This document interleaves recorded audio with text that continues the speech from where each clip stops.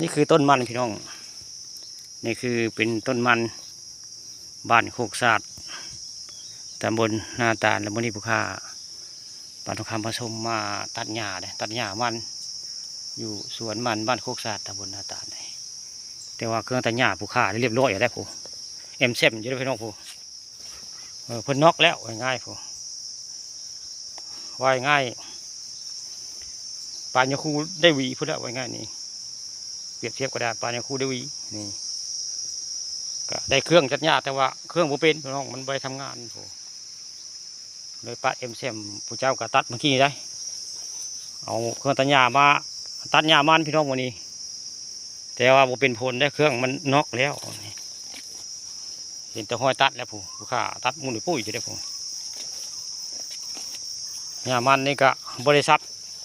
จักเถื่อแต่ปลูกได้นี่เดียวไปให้ได้ก็ว่ามันกับหญ้าก็ซ้ำเดียวได้มันกับหญ้าซ้ำเดียว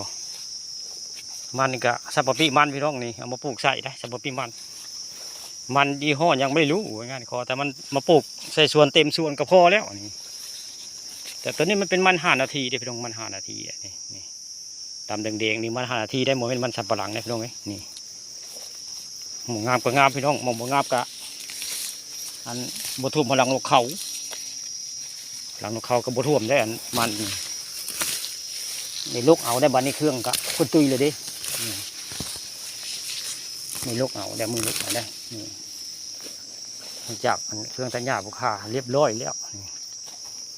ตัดไปตัดมาก็ตัดมาฮอดนี่ก็เอ็มเซมแล้วหมดสภาพเลยง่ายนี่ความคิดว่า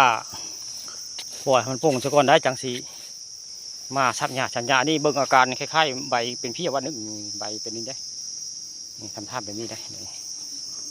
ผู้ค้าปั่นข้าวผสมมาแต่เช้าได้มานี่มาซับหญ้ามันกับแม่บอกแม่ซับหญ้ามันเขามาตัดห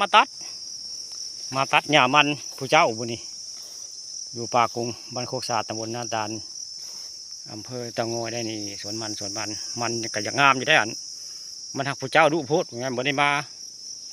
มันก็เลยมันกับแบบนี้แล้วใครไม่ซับอันนี้ก็คือพี่น้องนี่ซับได้แล้วก็เอาปุ๋ยมาใส่อย่างนี้มันตัวนี้ฮันพอดีท่วมแล้วนกเขาพี่น้องนี่พอดีท่วมแล้วนกเขานี่จะงามบ่งามแล้วเบื้องแรกนี่ใบเหลือกก็มีได้ผู้นี่ตัวนี้สูงประมาณ30 เซนพี่น้องนี่โอ้ยมันจะได้ขายมันเขาบ่เนาะมันแบบนี้เสียนี่อันผู้เจ้าดุหลายพี่น้องบริมาใกล้ให้ใกล้สวนได้มีแต่ไปหันไปนี่วันนี้มีเวลาพี่น้องนี่วันนี้มีเวลาเอาเครื่องตัดหญ้ามาตัดได้แต่เครื่องผู้ค้าหันตุยแล้วง่ายๆนี่ก็เลยป้าไว้นี่ก็เลยเอาภาพมันงามหรือมันขี้ได้ไม่เบิ่งง่ายๆนี่ครูมันเสด็จขายยังคอยว่าพี่น้องเบิ่งนี่ครูต้นนี้ให้งามคักครูงามคักแล้วในน้องเองติ้งอยู่พูดแล้วเอาปุ๋ยมาใส่เพื่อพี่น้องวันจะงามเนาะนี่ก็คือต้นมันผู้ค้าปานคำผสมวันนี้มันก็จะปลูกพี่น้องนี่มันก็จะปลูกได้ผู้ค้าปลูกไว้ปลูกประดับบารมีได้ให้มีไว้เอาปีนึงก็เฮ็ดทีนึงได้ปลูกทีนึงส่วนมันนี่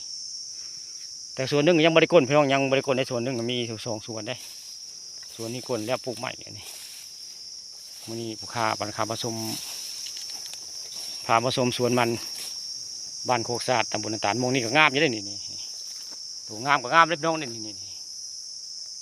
ตัวจะงามก็จะงามอยู่ได้นี่เพื่อนจะงามพี่น้องมันก็ได้แต่ของส่วนมันให้มันมาคอยบื้นเพื่อนพี่น้องพี่เอาเครื่องมาตัดใหม่มือนี่เอาไว้พอซ้ำนี่แล้วได้ก็ขอบคุณที่เพื่อนผู้ติดตามได้เข้าวงเข้าชมใครถึกใจก็กดไลค์กดแชร์เด้อ